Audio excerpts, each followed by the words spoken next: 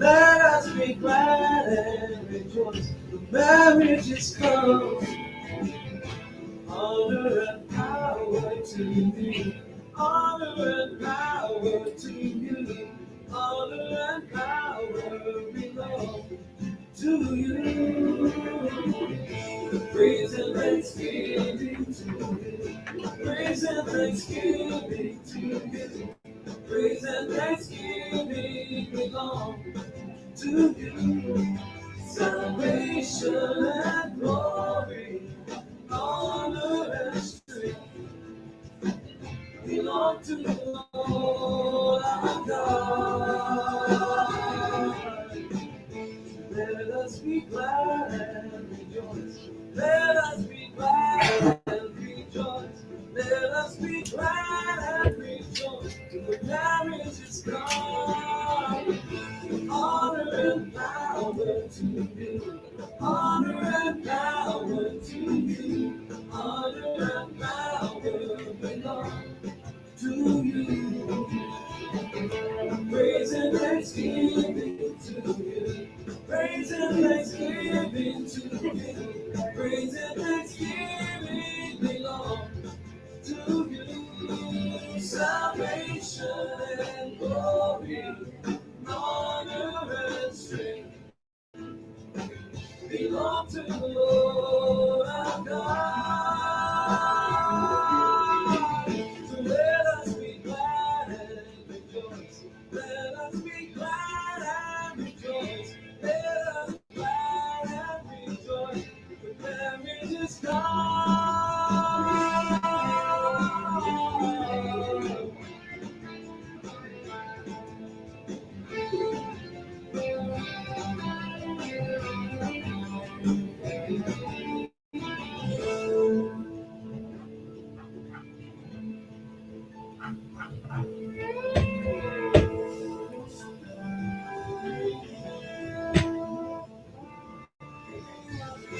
Bride is preparing to go. The bride is preparing to go. The bride is prepared now to go. Blessed are those who are called. Blessed are those who are called. Blessed are those who are called. As the bride of the Lamb. Let us be glad and rejoice. Let us be glad and rejoice. Let us be glad and rejoice. Let us be glad and rejoice. Let us be glad and rejoice. Let us be glad and rejoice. The marriage is come.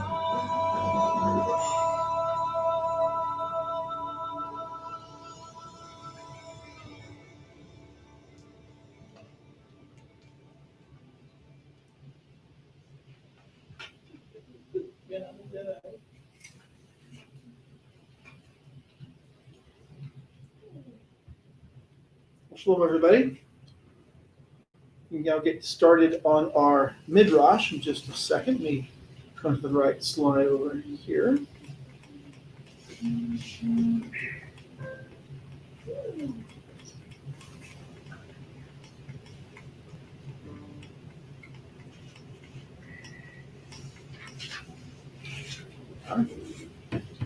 So Midrash is on, of course, oops, got the wrong slides up there. I think I uploaded the wrong slideshow here, so let's see if I got the right one later on here, but I just messed it up completely. That's not the right one. Well, that is the right one there, but the slide, the title slide there for the Midrash was not quite right. So go back to our, it's not Torah portion Re'eh, it's Torah portion Shoftim. So before we get started on the Midrash itself, reading from Devarim 8, verse 10, so eat and be satisfied, and you'll bless Adonai God for the good land He has given us to that. Abba, we have eaten and we're satisfied. We thank you for the land. It's in Yeshua's name. Amen. Again, Torah portion Shoftim, not Re'eh, Shoftim, and these were the readings that we read for it. starting in Devarim 16.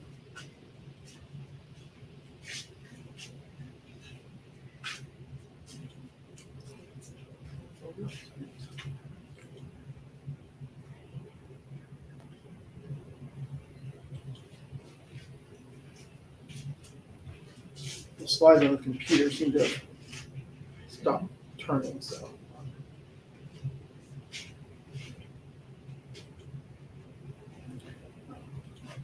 I pressed it too many times, and now they're move way ahead. But anyway, these are our readings, and this was the first verse where we saw the first word is Shoftim. Translation, something like, you will make judges and officers in all your gates, which Adonai your Elohim gives you, according to your tribes, and they will judge the people with righteous judgment. And you see there, righteous judgment is mishpat tzedek. As we learned in our fun challenge, the word mishpat can be also translated as justice. Righteous justice could be the same way of doing it, same word, mishpat.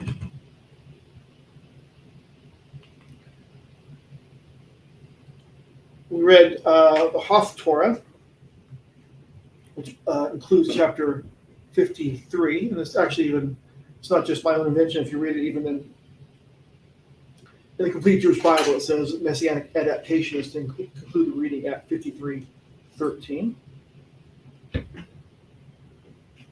So now comes our first question. According to the traditional count,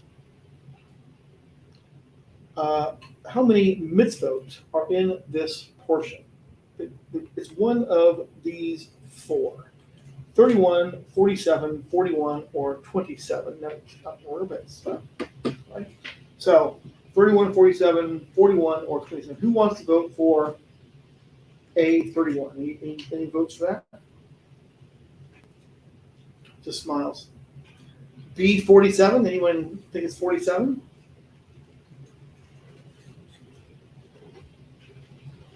JD votes for 47. Is it C41? You want to work with that? A couple of votes for C41. Or D27. And by not show of hands, who's afraid to vote? Not supposed to your hands. Okay. So here we go. The first one to be removed is one that no one really liked, 27.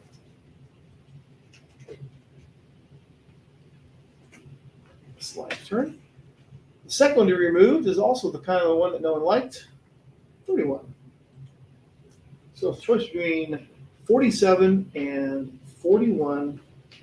And today, the answer is 41. 41 mitzvot. Go over some of these here. There are as anytime there's 41 mitzvot, there's a lot to go over. We're not going to go over all of them, and even the ones on the slide, we're probably not going to go into a lot of detail on.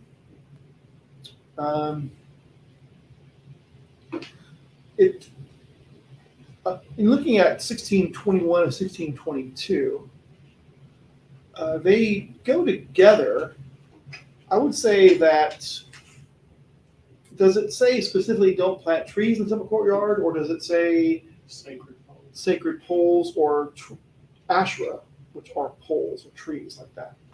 So it would be a bit of offense to say don't plant trees in the temple courtyard, but it's probably a good idea to not. And as we discussed in our in the fun challenge, yes, they in fact did plant Asherah in the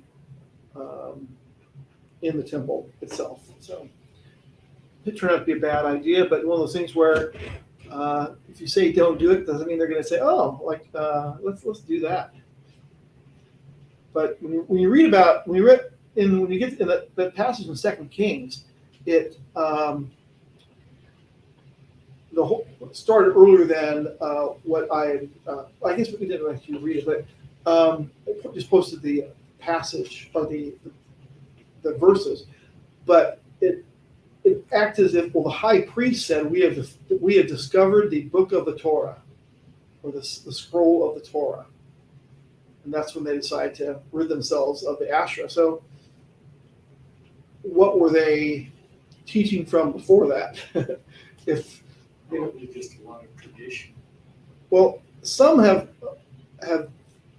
said that it was probably that's when the book of the scroll of the Torah that's being discussed could be just the book of Devarim, one where this passage appears. That's what they meant by this, finding the book, the scroll of the Torah in there. It seems that, I mean, it would be pretty odd though. I mean, if the priests are allowing Asher poles in the temple, they're really not going by Torah very well. I mean, that would be pretty much a Even if they had the other books. even if they had the books, they should have known that worshiping foreign deities is not in alignment with Torah. So.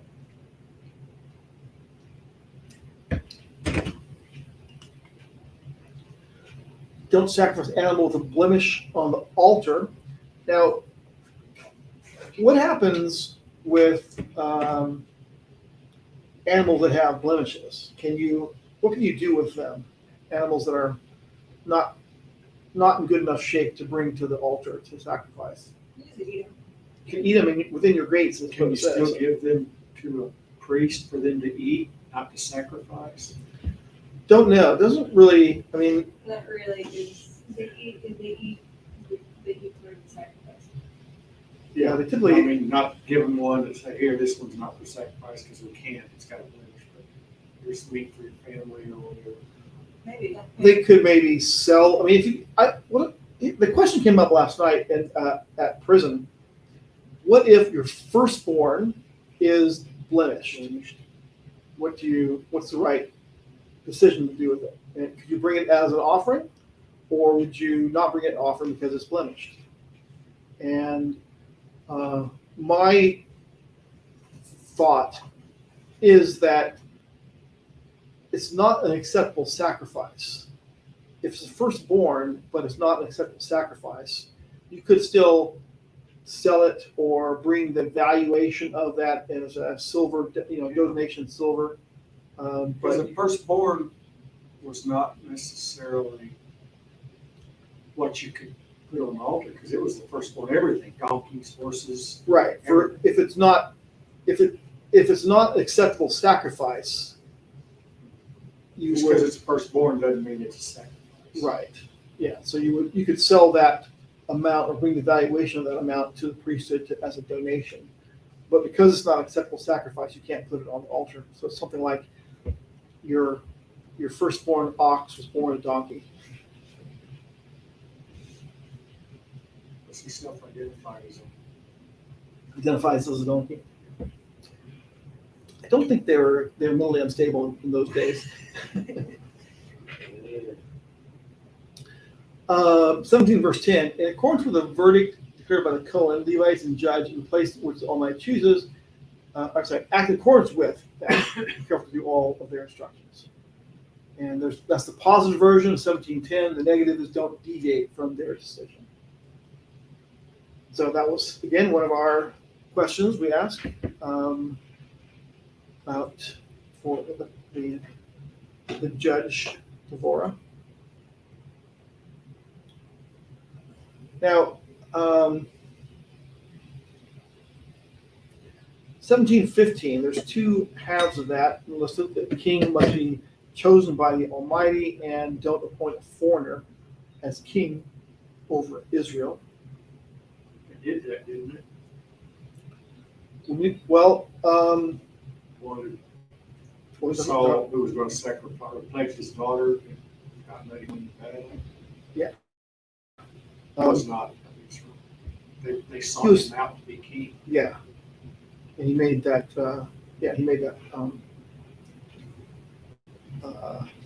But arguably later in years, of course, too. Herod was not a pure Israelite. And later, they are definitely concerned about, Caesar having authority over Israel. So that's, I don't know if they necessarily chose Caesar as their king, but it wasn't always done that way. And so the king multiplying horses, of course, Shlomo did the same thing. He also multiplied wives. So those are two things that King Solomon violated. And too much gold and silver. And had too much gold and silver, yeah. Now, it's often said in terms of 1718, king shall write a separate Sefer Torah, a Torah scroll for himself. That's a good rule, so that, if you write, the idea is kind of like an education thing. If you read it, you say it, and you write it, you might it sticks with you, you might remember it better. But it does seem that Israel's kings, and looking at it in the separate sense of Judah's kings as well, they both sets of kings were not you'd think that they would be the right guys, but they just seem to often lead Israel astray. Was there any commands that Israel kept 100% through their history? No. Or did they violate all of them at some point? Every single one of them. That's a good question. That'd be something to look through, but it's pretty likely that they did manage to violate all of them, I guess.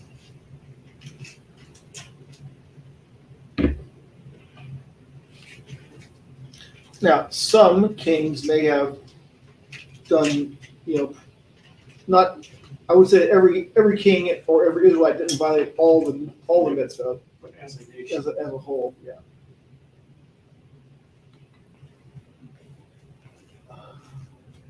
The Levite may not take a share of the land of Israel. Of course, that's part of their restrictions on what they're allowed to do and not do. Give the foreleg, the jaw, or the cheek, or the jowls, as some translations read.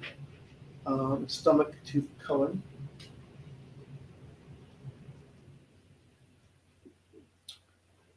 So, what's the Torah of the Teruah Gedolah? What is that? Well, if you have your Bibles handy, it's Devarim chapter 18, verse 4. It says, the first fruits of your grain and your new wine and your oil and the first of the fleece of your sheep you give to him. So it doesn't really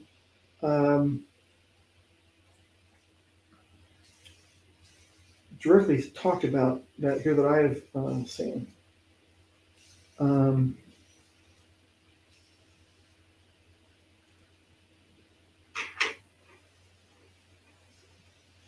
Teruah is elevation offering, but it's the idea is the first fruits of all of your stuff, essentially.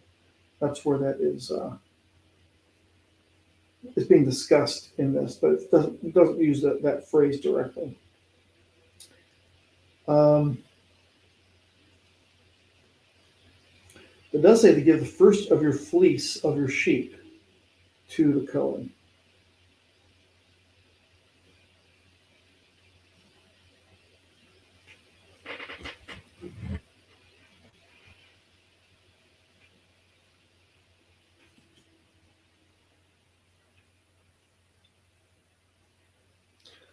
JD said that elevation offering for first fruits. Yes.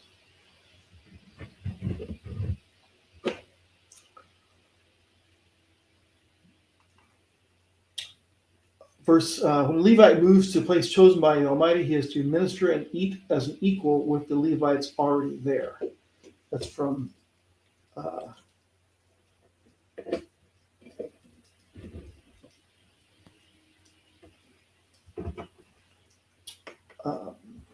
18:6-8. Sorry, not 6. Yeah, excuse me. Back up one. 6 through 8. I got ahead of myself on the.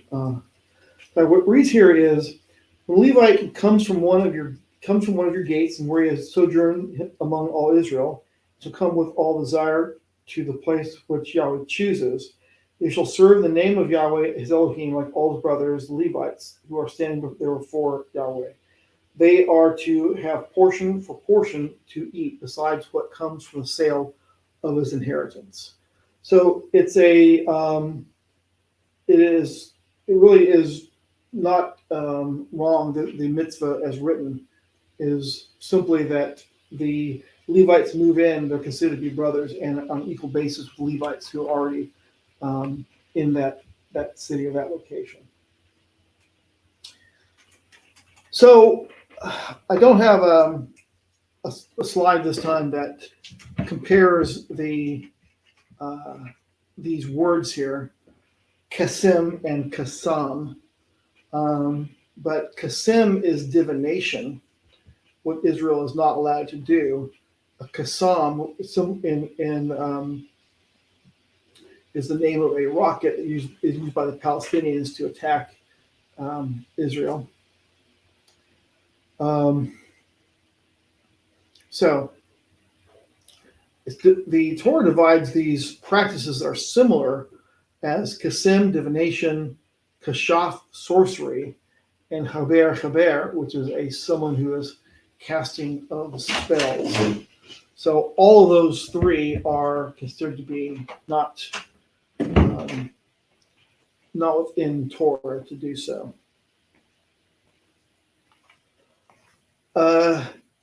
Continuing on, don't inquire of a sha'al ov, a medium.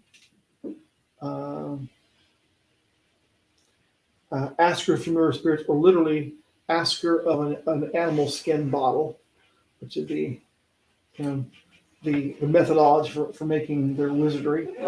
Don't inquire of a yedoni, a wizard, and don't seek information from a darash mut. You recognize those two words together. Darash is someone. What is darash?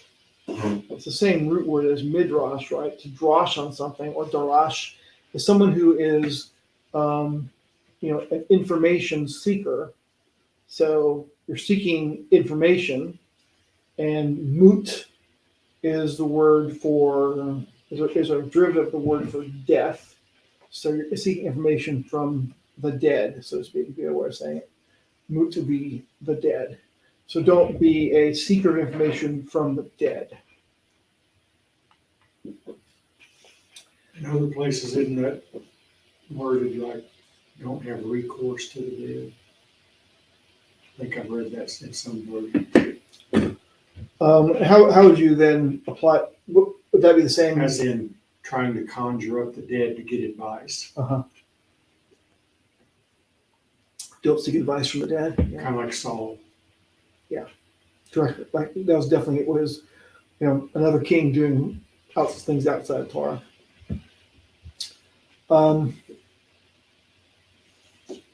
I would have guessed that 18:20 would be from last week's portion, Devarim 13. I think it's counted here because of the relationship between Devarim 18:15. This says, he the prophets, plural, speak in the name of the Almighty. But it's the Torah, it doesn't use it in plural. It's the prophet like Moshe. We see from the book of Acts that the prophet Moshe is identified with Yeshua. So don't prophesy falsely, which should be obvious, but don't do it, and don't do it in the name of idols. Both those things are also covered in the last portion, Devarim 13. Don't fear a false prophet, also for Devarim 13. Cities of refuge.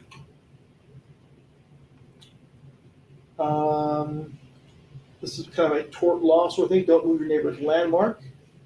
Don't accept this says don't make any ruling based on the testimony of only one witness. I don't think that's what the Torah itself says. That does it. It's don't essentially decide a death penalty offense with one witness, but Essentially, don't make any decisions based on the testimony of only one witness. I'd say at least applies to don't make any death penalty ruling based on only one witness. Well, there's a life involved. And there's life involved.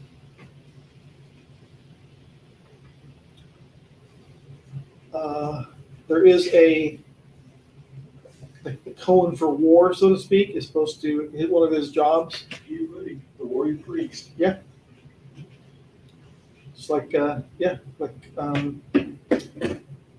Pinchas.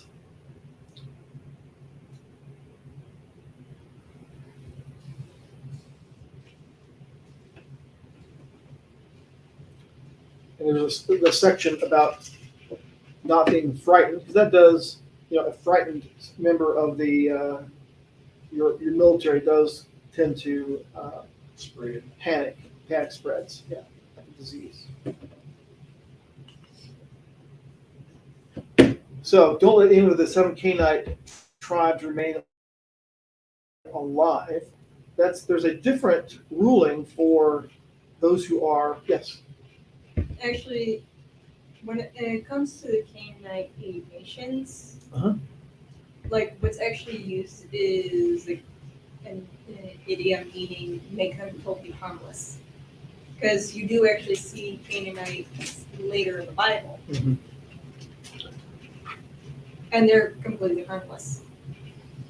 Well, one of the Canaanite tribes actually,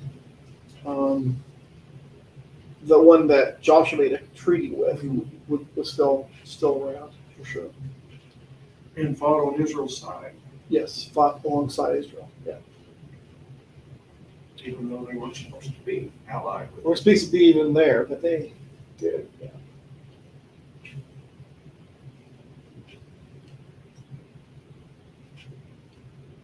What about the fruit trees part of it? Don't destroy fruit trees, time of siege.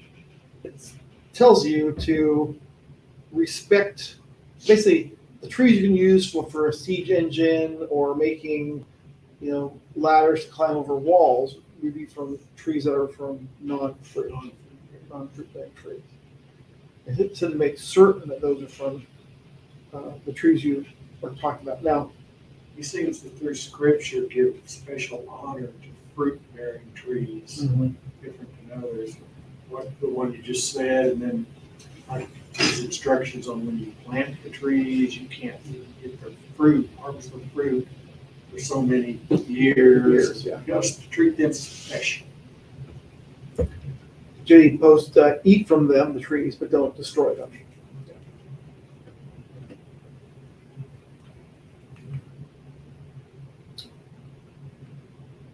Don't plow or sow the valley where the Eglah Arufa, the decapitated calf, was performed.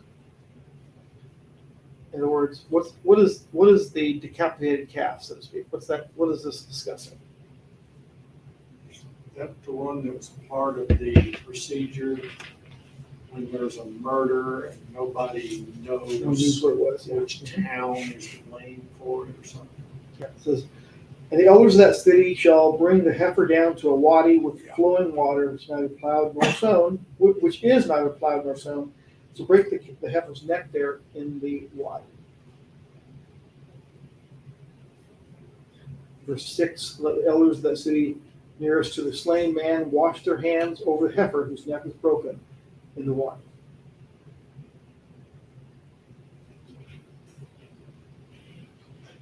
It seems that, well, in the text, it doesn't seem to say don't work this land later. Rather, it says the place you're supposed to bring this calf to be slain is a place that's not been worked. It may be a corollary to say that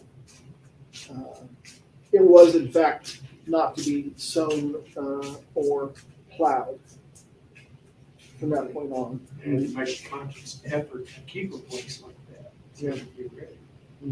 You have to, keep it. You have to basically mark it off to separate it.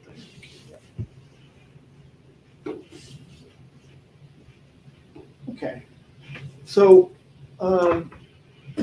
the start point of our study is from Shoftim, or 1618, where the word Shoftim comes from. And translations sometimes read differently for the next passages. That verse 20, for example, follow righteousness, righteousness alone, or only righteousness. The Hebrew simply says tzedek, tzedek. So what it's a Hebrewism to double a word for the point of emphasis. There's not any exclamation points in biblical Hebrew, so doubling serves to basically underline it or make it bold in that sense. Tzedek, tzedek. Righteousness, tzedek, tzedek. One of the things that, as we talked about the word tzedek in the past, righteousness or righteous is a old translation from it. Justice is another way of saying it. Justice, you must pursue is another way of putting that together. The Targum reads honesty, truth. So it translates it expands the meaning to honesty, truth, as translation of tzedek. The righteous will judge justly, which is, if you look at it in terms of the one who is a tzaddik would do what is tzedek, he would judge justly. But what it says then, and interestingly, if the implication from verse 18, 16, which says,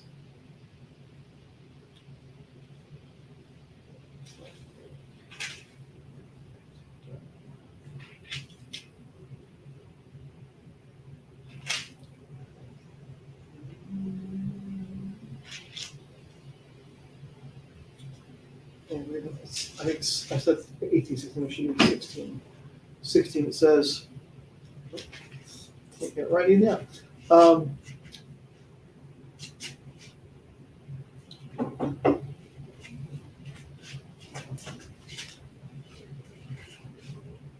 What it reads really here when we look at it is that if Israel's leaders don't judge justly, they will not inherit the land that has been promised to them.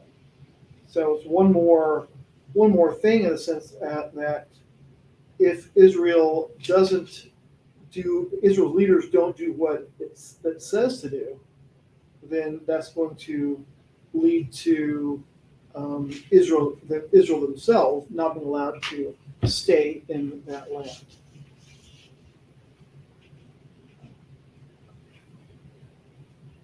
JD says, one cannot do justice without holy righteousness.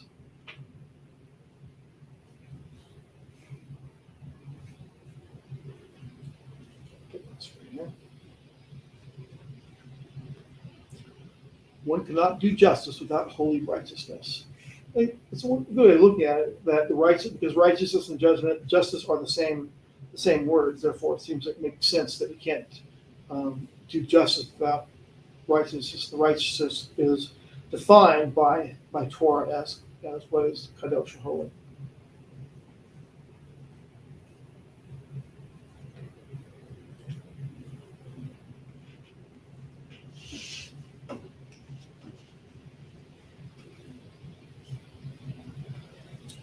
Looking at, again, a relationship between those words in Isaiah 32, it says, the work of righteousness, tzedakah, shall be peace, and the service of righteousness, tzedakah, shall be rest and safety forever.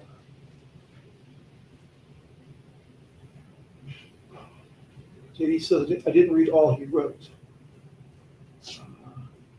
I'm sorry. There's another post above that says, seek righteousness Oh, sorry, it goes back up a few more things here. Sorry, Jay, I missed it. I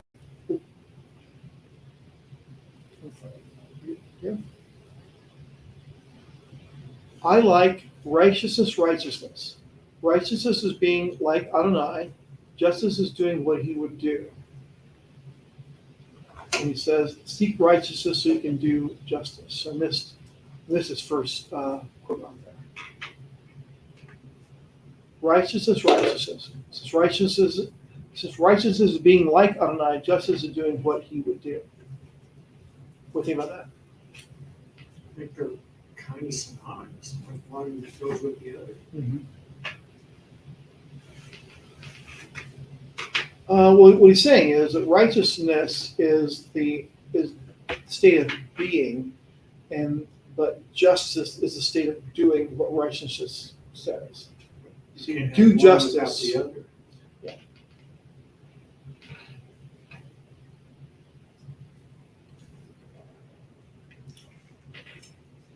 Okay.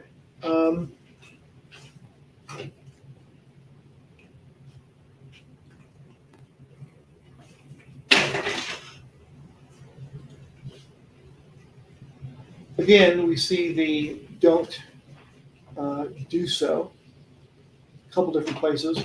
We saw it in Devarim 12 previously, about breaking down the altars and the pillars.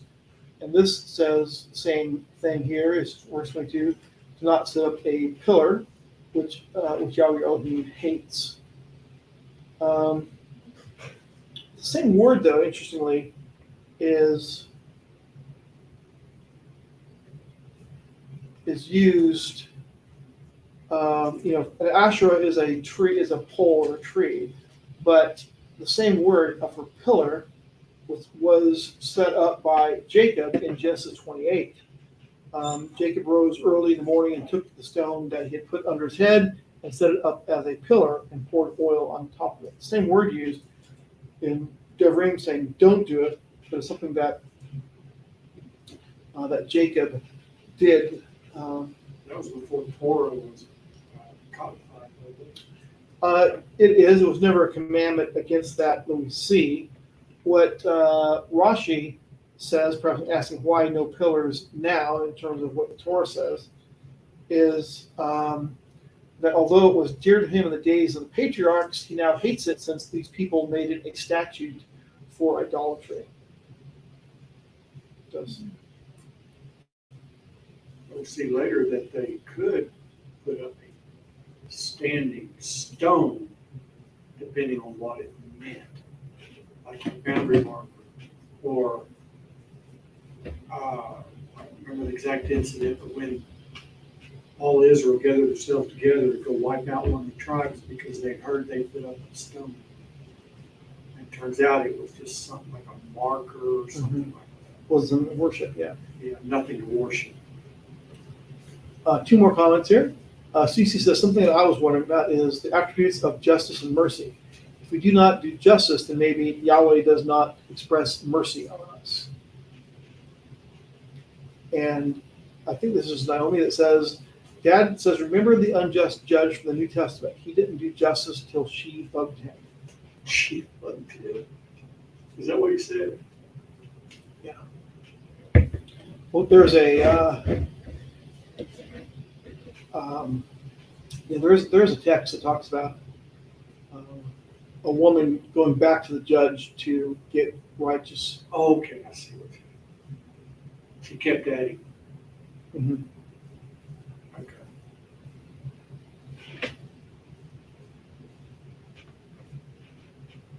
My wife tries that a lot. So here's a couple of quotes here on the subject. This is from the ISBE Bible Dictionary. Like so much else in Canaanite religion, the name and worship of Asherah were borrowed from Assyria. She was the wife of the war god Asir, whose name was identified with that of the city of Asher, with the result that he became the national god of Assyria. Since Asir too was merely a feminine form of Asir, the superintendent or leader, it is probable that it was originally an epithet of Ishtar or Ashtoreth of Nineveh.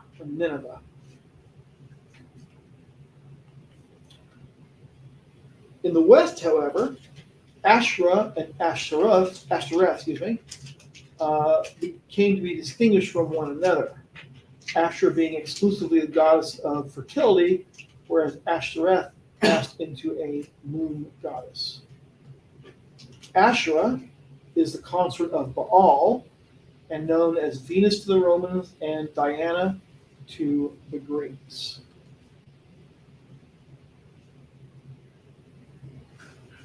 Did you know that biblical archaeologists have discovered drawings of Asherah that depict her as Yah's wife? Yes.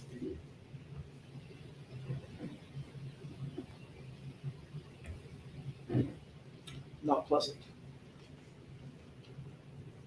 So, a couple of if you read through this section, idolatry and stoning, what is to be done with the idolaters is taking them to be stoning. But then one interesting thing, this is one of the questions from the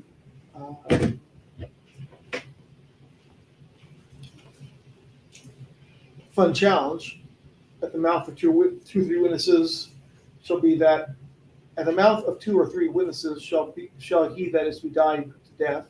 Not to put to death the mouth of one witness. The hand of the witnesses shall be first against him, to put him to death, and the hand of all the people last. So you shall purge the evil from your midst. And that's one thing that in the West, most of we outsource the execution thing. That it's not the individual that was sinned against, or the witnesses rather, that do the executions. As someone who's paid to do the executions. It's been that way for a long time. I mean, dating back to medieval times, the king had his royal axeman to do the beheadings and such. There wasn't a witness to sin that was done that way. So when you read this, larger text here is about in Israel. So that's what it says here. Bring to your gates. So this is done in Israel, and so it's a commandment, in my view, for the land. Not that it couldn't be done elsewhere, but it seems to be a commandment for the land. Abomination is the serving of other gods. So we've talked about many times before that idolatry and spiritual adultery are same essentially. So the death is by stoning. When this won't work, witnesses are to be the first to cast stones. Sort of a tongue-in-cheek comment: can DNA evidence cast any stones? If there's only DNA evidence, could you get a death penalty?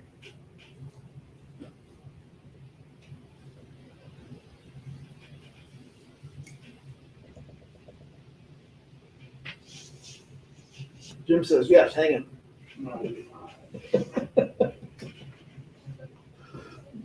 He says that. He denies that. I think, if I remember right, you can't completely always use DNA to get the death penalty because it depends on where the DNA was and the situation. Like in a rape case, it's because the DNA is found inside the person. Yeah.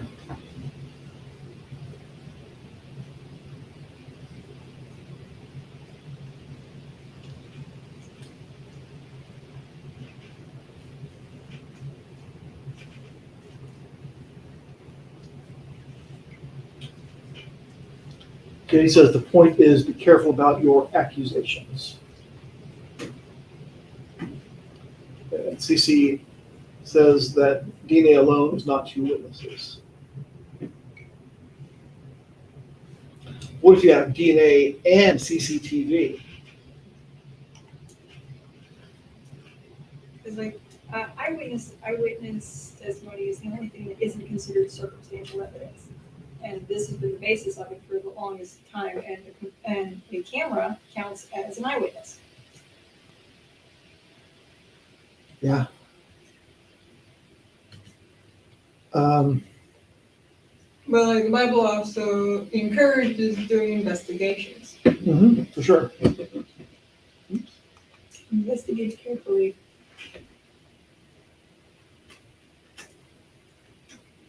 Make sure you're not getting false testimony. Mhm. Okay. Actually, we get an example. We did get an example in the Bible of when we didn't investigate carefully. What's that? I think it was Ahab when he had it was like one of the other guys' vineyard. So his wife said, "Get two people to claim that they saw him cursing God," Right. and the people just Right. immediately believed them. Didn't check the evidence or anything.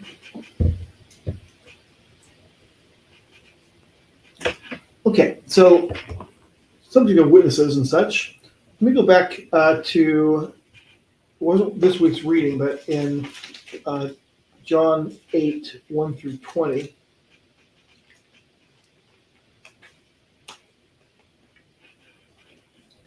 It says, and Yeshua went to the Mount of Olives, and at dawn he came to the set apart place, and all the people were coming to him, and having sat down, he was teaching them. And the scribes and Pharisees brought to him a woman caught in adultery. And having set her in the midst, they said to him, Teacher, this woman was caught in the act of adultery. And in the Torah, Moshe commanded us that such should be stoned. What then do you say? And this they said, trying him so that they might accuse him. But Yeshua, bending down, wrote on the ground with his finger as though he did not hear. But as they kept on questioning him, he straightened up and said to them, He who is without sin among you, let him be the first to cast a stone at her. And bending down, he wrote on the ground. And then they heard it, and when they heard it, being reproved by their conscience, went out one by one, beginning with the older ones till the last. And Yeshua was left alone, and the woman standing in the middle. And Yeshua, straightening up and seeing no one but the woman, said to her, Woman, where are these accusers of yours? Did no one condemn you? And she said, No one, Master. And Yeshua said to her, Neither do I condemn you. Go and sin no more. Therefore Yeshua spoke to them again, saying, I am the light of the world. He who follows me shall be by no means walk in darkness, but possess the light of life. The Pharisees therefore said to him, You bear witness about yourself. Your witness is not true. Yeshua answered and said to them, Even if I witness concerning myself, my witness is true, for I know where I came from and where I am going, but you do not know from where I came or where I go. You judge according to the flesh, I judge no one. But even if I do judge, my judgment is true, because I am not alone in it, but I and the Father who sent me. Also in the Torah, also it has been written that the witness of two men is true. I am one who witnesses concerning myself, and the Father who sent me witnesses concerning me. Therefore they said to him, Where is your Father? Yeshua answered, You know neither me nor my Father. If you knew me, you would have known my Father also. These words Yeshua spoke at the treasury, teaching in the set-apart place, and no one laid hands on him, because his hour had not yet come.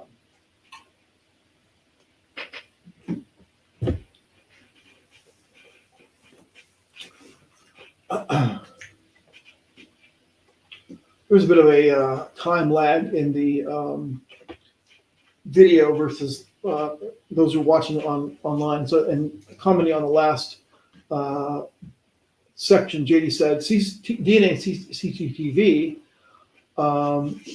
can be witnesses, but the camera can't cast stones. These days, the commandment is fulfilled by the district attorney making the charge or accusation. And he concurred, saying the mitzvah was designed to be followed in the land, but not necessarily in the diaspora.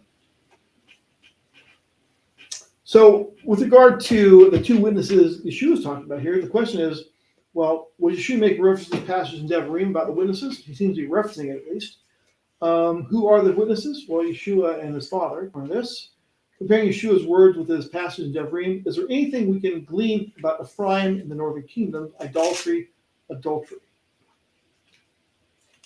So what I'm talking about here is, Ephraim was, in the northern kingdom, was guilty of being idolatrous. But who's able to cast the stones at Ephraim for being idolatrous? The ones who are casting stones are also idolatrous as well, making it pretty difficult to be the ones who are witnesses to cast those stones.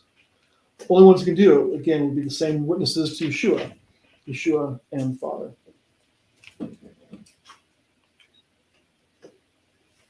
I never said Jesus didn't tell the lady, "Go, your sins are forgiven." To go and sin no more, yeah. He didn't say that, which means it's possible that he knew she wasn't guilty. Well, she was guilty. Well, they brought her before him, but they didn't bring any witnesses. For him to say, basically, that he doesn't condemn her, and then to say, go and sin no more. I mean, go and don't do it again.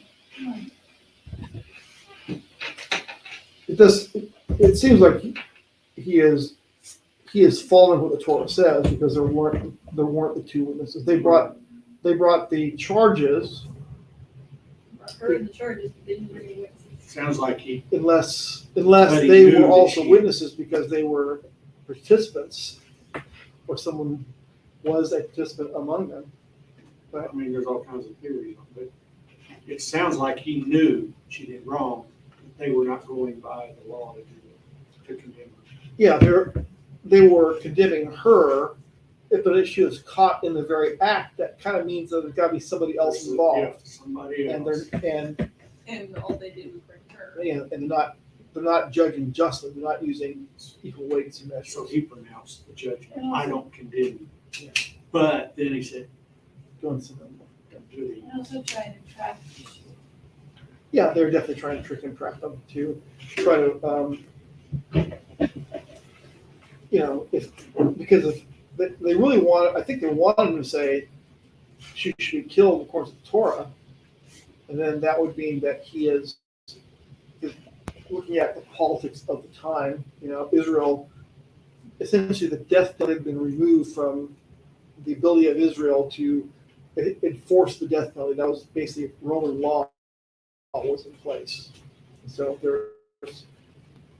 Roman law didn't necessarily go with what the Torah said. Excuse me, excuse me.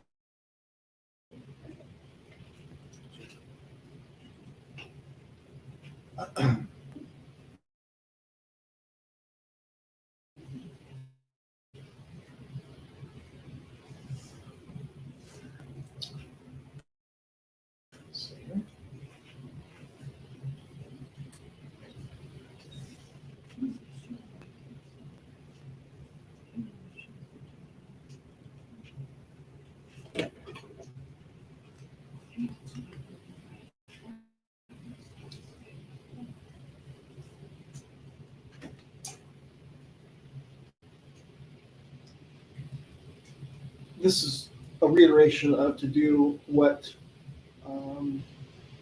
you're told to do when a matter arises, to go before the judge or the priests and Levites who were in office in those days, and to do what you're told to do, as we did in the Deborah Torah, or the fun challenge.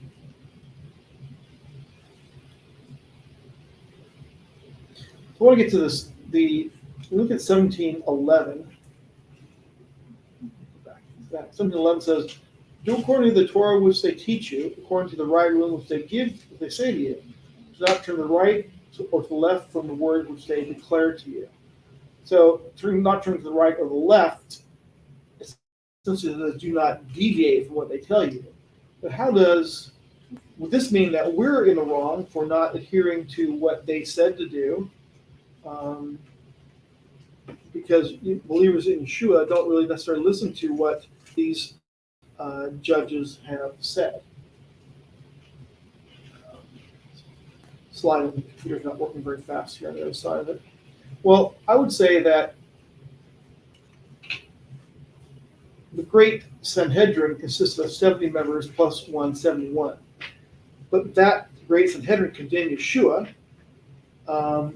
Were they judging justly when they condemned Yeshua? Should we affirm their ruling?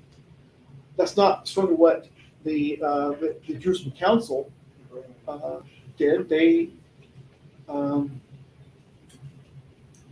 told us that Yeshua is a prophet like Moshe, and that if you don't heed what that prophet says, Yahweh will require it of you, meaning that they're going to be guilty for not adhering to the words of the prophet like Moshe. So the question at the bottom here, did the Sanhedrins of 30 CE, the year 30 to the present, did they heed the words of Yeshua? Did the Jerusalem Council consult the Great Sanhedrin before they made their rulings? No.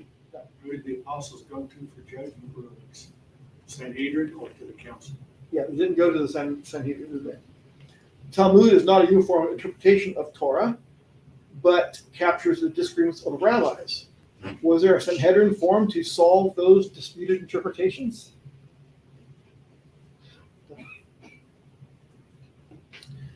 But in that sense, though, there wasn't a Sanhedrin that was allowed to meet. And that's sort of a trick question, because there's not really a Sanhedrin that was allowed to meet after about 387 or something like that. So the Talmud was written after that, although much of the Mishnah probably was written before that. Just because an oppressive government allows you to meet does not mean they will allow what you ultimately come up with. The Romans did like for self-governance, in a sense that they didn't have to deal with your problems, but they definitely wanted concurrence with everything that was important to them.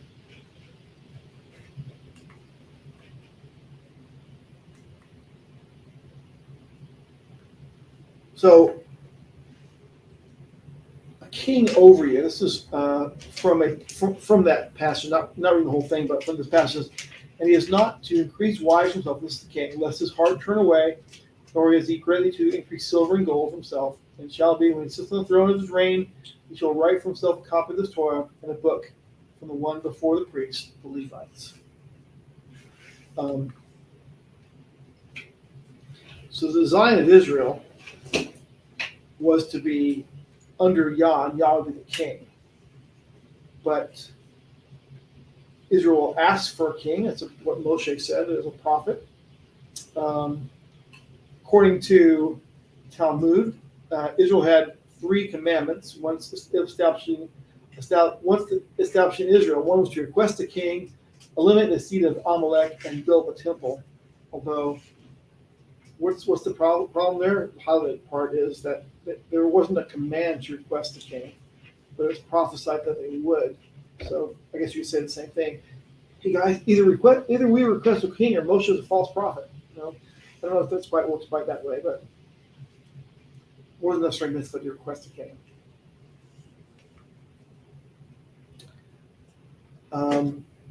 When Israel does choose a king, it's supposed to be one that Yah himself chooses, not to multiply horses or wives. And if you write 2 copies of the Torah in order to read it every day and to learn to keep it. In other words, you write one and then the double portion the second one. What about, is there any divination going on in the book of Acts that's been prohibited by Torah? So here's what it says in Acts 16. Once when we were going to the place where the minyan gathered, and we were met by a slave girl who had in her a snake spirit. Greek is the word python. That enabled her to predict the future. She earned a lot of money for her owners by telling fortunes. This girl followed behind Shaul and the rest of us and kept screaming, "These men are servants of God El Ha'el Yom." They're telling you how to be saved. She kept this up day after day until she was greatly disturbed, turned and said to the Spirit, in the name of Yeshua, the Messiah, I order you to come out of her. And the Spirit did come out at that very moment. But when her owner saw that what had come out was any further prospect or profit for them, they seized Shaul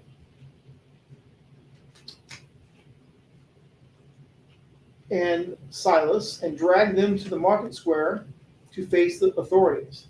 Bringing them to the judges, they said, these men are causing a lot of trouble in our city since they're Jews. What they're doing is advocating customs that are against the law for to accept or to practice, since we are Romans.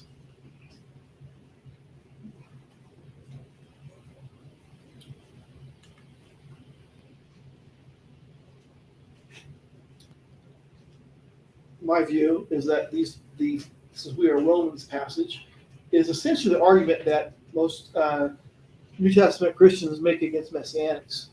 And it's perhaps the same argument being made, we read in the book of Colossians, that what they're doing is advocating customs that are against the law for us to accept the practices. We are Greeks. So, essentially saying, well, what you guys are doing is against us, against the law for us to practice. We are Oklahomans, or since we're not Jewish, quote unquote. We're not Christians. Right.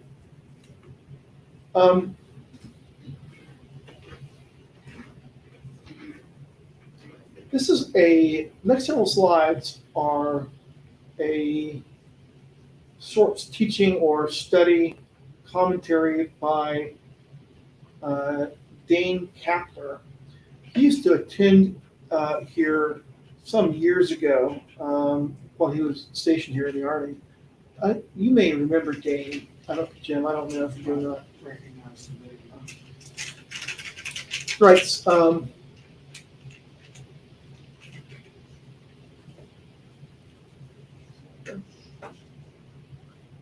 JD might remember the name too. I don't know. Consider this. Rav Shaul never visited Colossae. His letter to them was not based on people he knew there or experiences he had among the people. There was never really a significant Jewish population in the city. So when this strange sect of Judaism called Christianity sprung up in the city, the people really didn't know how to react. This caused some friction among Greeks and Romans living in the city. One of the major sources of difficulty was the fact that both Greeks and Romans took off work on the venerable day of the sun, or Sunday. They both mourned the winter solstice and celebrated a gift-giving occasion 3 days later when they brought evergreen trees, holly, and mistletoe to their houses and burned the Yule log. Both groups had a fertility holiday celebrating Oestra, or Ishtar, or Easter, every spring after the spring equinox when they painted eggs and spoke of an egg-laying rabbit. These guys converting to Judaism and worshiping in the Christian way would celebrate Sukkot, Passover, Hanukkah, and the new moon each month. They were weirdos. They took off on the day designated for Saturnalius. So if we read Colossians 2:16 and 17, therefore, no one is to act as your judge in regard to food or drink or respect to a festival or a new moon or Sabbath day, these things which are a mere shadow of which is to come, the substance belongs to Messiah. So, the traditional meaning Greek-minded Westerners take from it is this: you Messianics need to lay off and quit telling us modern Greek-minded Westerners to celebrate Sabbath and Jewish holidays. Look, well, that was just a shadow of what we already know, which is salvation through Jesus. Considering the text and the times, Paul is saying, don't let the Greeks bother you if you've got to change your holidays and die in the face of these pagans. These celebrations are just a taste of the goodness which is to come, that is, the Messiah. Next slide. I was told of a conversation in which a brother had one of his co-workers said to him, according to Colossians 2:16 and 17, I can celebrate the Sabbath any day that I want. The brother replied, okay, then I'll choose to celebrate the Sabbath on Saturday and on the Jewish holidays, like the master said. His co-worker said, no, you can't do that. That would be legalistic. I can see that conversation happening. Totally.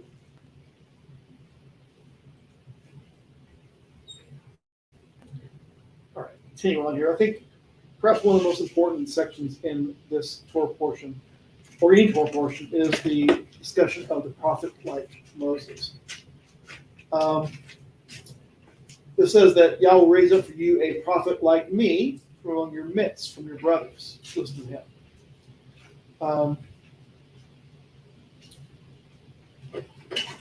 And so, continuing on to continue reading, and Yah said to me, what they have spoken is good. I shall raise up for them a prophet like you out of the midst of their brothers, and I shall put my words in his mouth, and he shall speak to them all I command him. And it shall be that the man who does not listen to my words, which he speaks in my name, I will require it of him. So some commentary on that is that, well, as you are aware, that there was a couple places in the book of Acts where the Talmudim identify the prophet like Moses as Yeshua. And they say, listen to him. Yeshua is speaking my words. So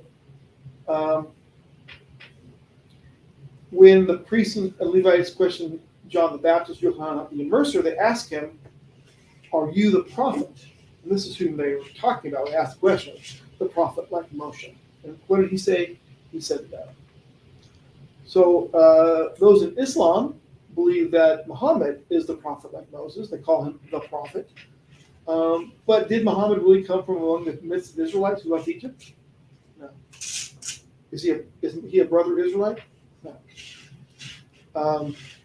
Sending the prophet like Moses is the response to the request to not hear the voice of Yah. Psalm 29 tells us that the voice of Yah shakes the ground, strips forests bare, and breaks the cedars of Lebanon, and causes deer to give birth. So the question would be, if the Talmudim are right, and if the Yeshua is a prophet like Moses, and can speak the words exactly that Yah gave him to speak, and he did all that he was commanded to do, why didn't the priesthood and the Pharisees hearken to those words and obey what Yeshua said? It's possible they weren't actually looking for the signs.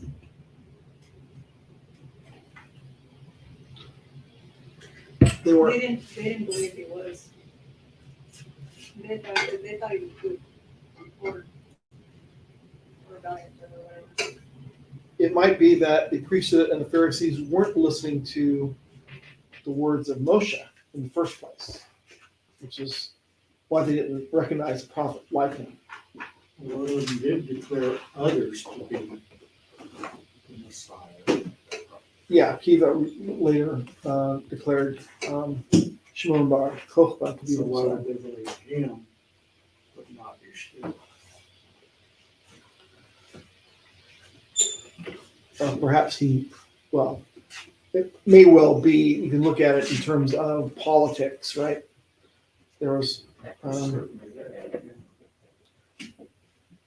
they weren't, this really kind of is the next generation or a generation after this to happen, because this was in 30, and this is 70, well, more than that later, like 135, so it was like almost 100 years later that Shimon bar Kochba was declared the Messiah.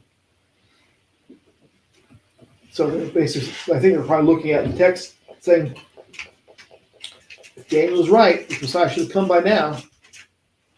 But and so they had to force, shoehorn the prophecy into something that didn't quite fit. And given that I require it of him, to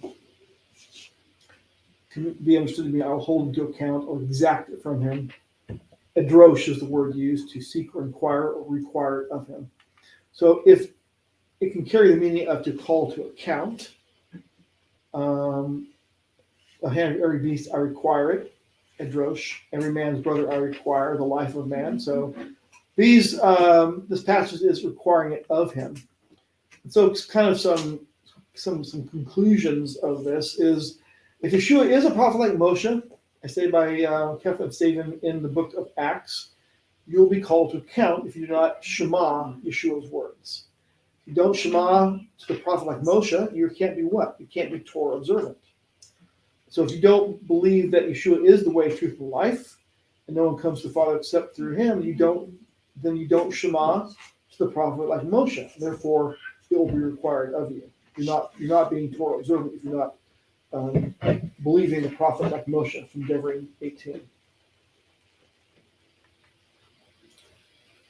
How to tell a false prophet? Well, this is the text of finding out if the prophet is speaking in Yah's name and the word does not come true.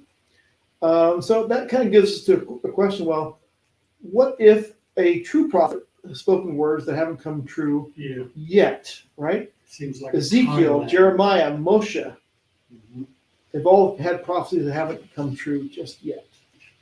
So how would you could not have used that rule back in their day to say they are or are not a true prophet? I think you could say that there are some prophecies that they have said that have come true. But we can't use we're currently in the process of one major one. what's that one? The return of Israel, or what we're talking about in that sense? Essentially the end of the world. Oh,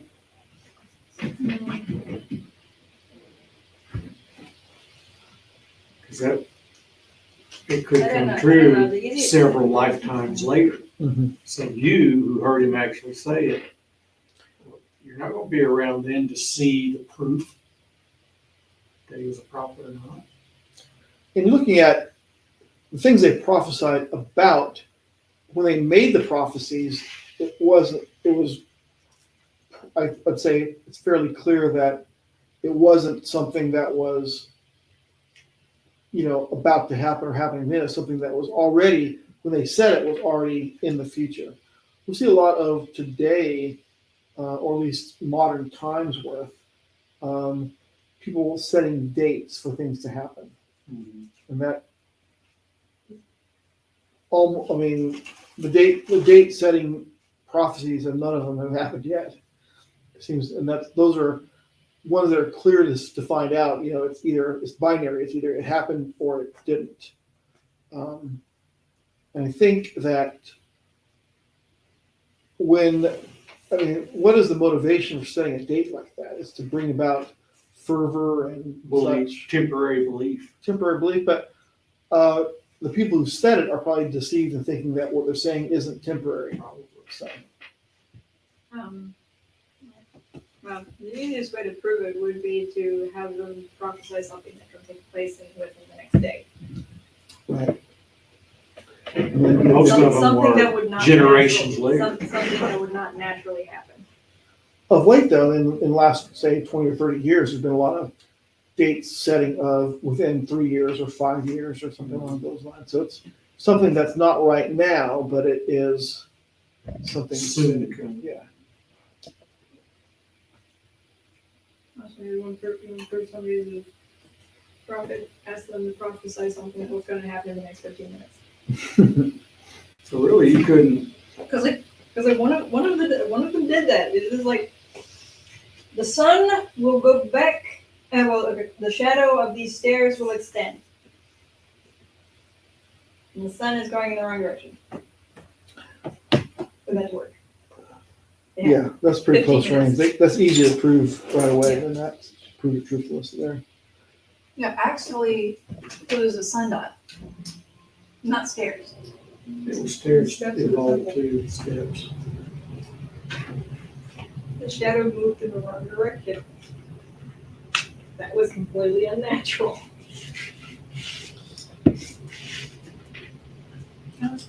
No way for the picture about it being Okay, so somebody, super you obvious. lived back then, somebody was supposed to be a prophet, and they told you, this is going to happen this way, this way, this way. You said, hey, when will it happen? Tell me when it will happen so that I would know that you told the truth, because that's the formula we will get. Well, it's going to happen several lifetimes, or I don't know that it's going to happen. What do you got to believe on if you're using that formula?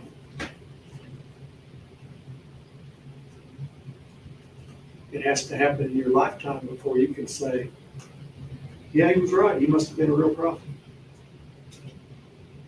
And like in one of the prophets, they made a prediction that there's going to be a man with a measuring line trying to measure Israel.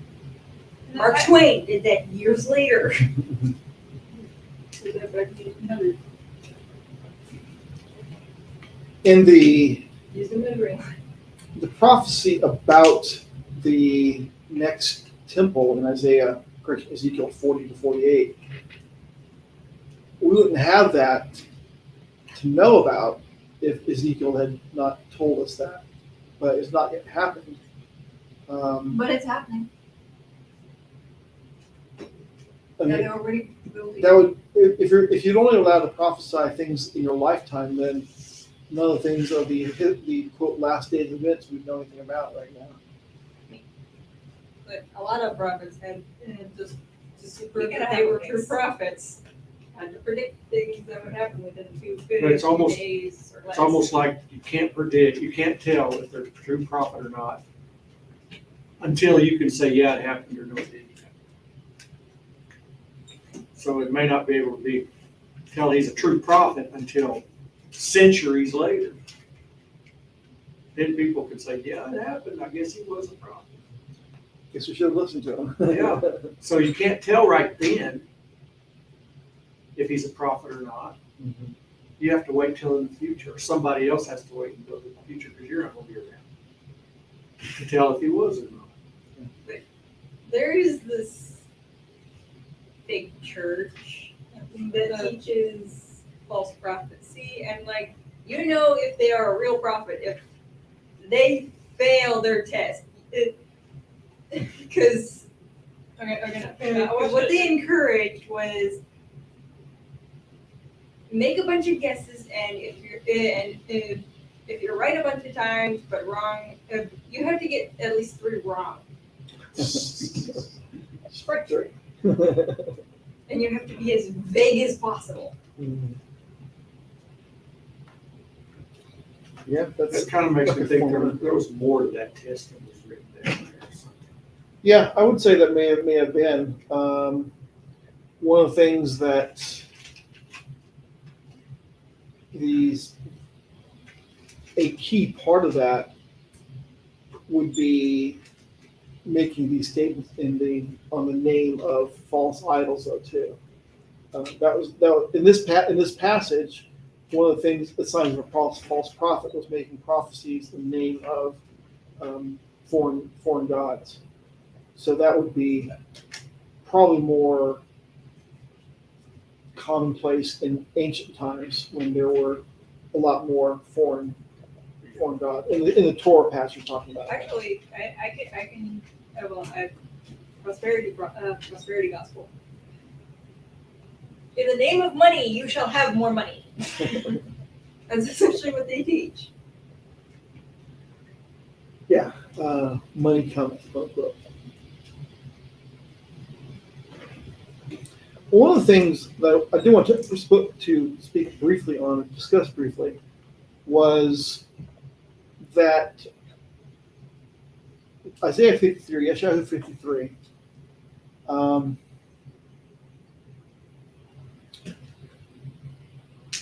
in modern times, for example, Isaiah 53 has been said to be, quote, not about the Messiah, but something about Israel. That's in modern times because it's trying to basically,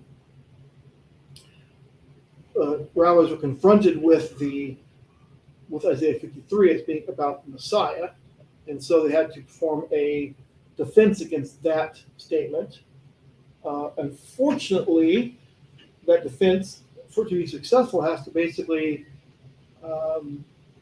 ignore what previous generations of rabbis have said. For example, the Talmud, referring to a passage from Isaiah 53, saying, "Surely as born our griefs and carried our sorrows, we not esteem him yet we did esteem him as a leper, smitten of God, and afflicted." Doesn't actually say a leper in there, but we treat Messiah as a leper. But they say in the Talmud, the Messiah, what is his name? And they refer to Isaiah 53 to prove what his name is, or the term of leper Messiah. Targum reads, "Behold, my servant Messiah shall prosper. He shall be high and increase and exceedingly strong." Well, so Targum Jonathan infuses the name or the word Messiah in the text of Isaiah. The Talmud blatantly says that it's Isaiah, that Isaiah is speaking of the Messiah.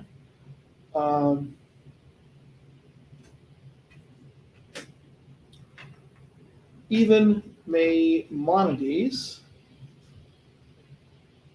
says the same thing. It's really hard to read, the screen, it's kind of small print, but it says, "What is the manner of Messiah's advent? There shall rise up one of whom none have known before, and signs and wonders which they shall see performed by him shall be the proofs of his true origin. For the Almighty, where he declares to us his mind upon this matter, says, Behold, a man whose name is the branch, and he shall branch forth out of this place." And Isaiah speaks similarly of the time when he shall appear.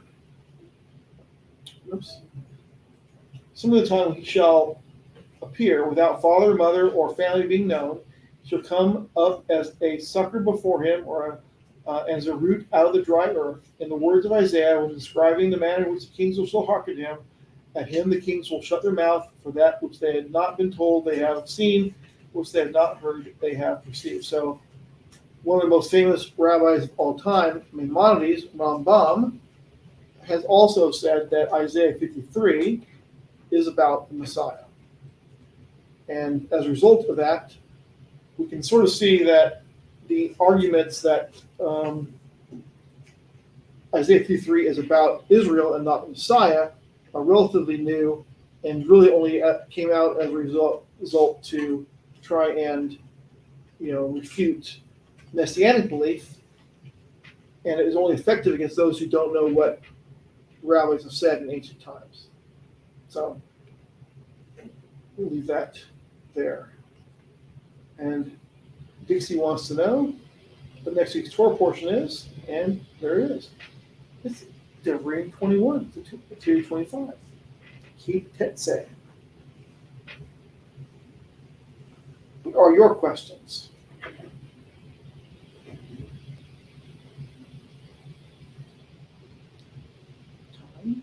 Your questions are, what time is sunset? 8:15. So we have about, my phone says it's 8:17. It's very close to that. So about 18 Yeah, it's already getting dark. minutes. Well, I can see that I can see some shadow on the trees. Yeah. We're about 15 minutes, plus or minus, ahead of sunset. All right, so we'll close our Midrash and go from there. Abba, thank you for allowing us to Midrash on your word. Thank you for all your blessings you've given to us. We thank you once again in Yeshua's name. Amen.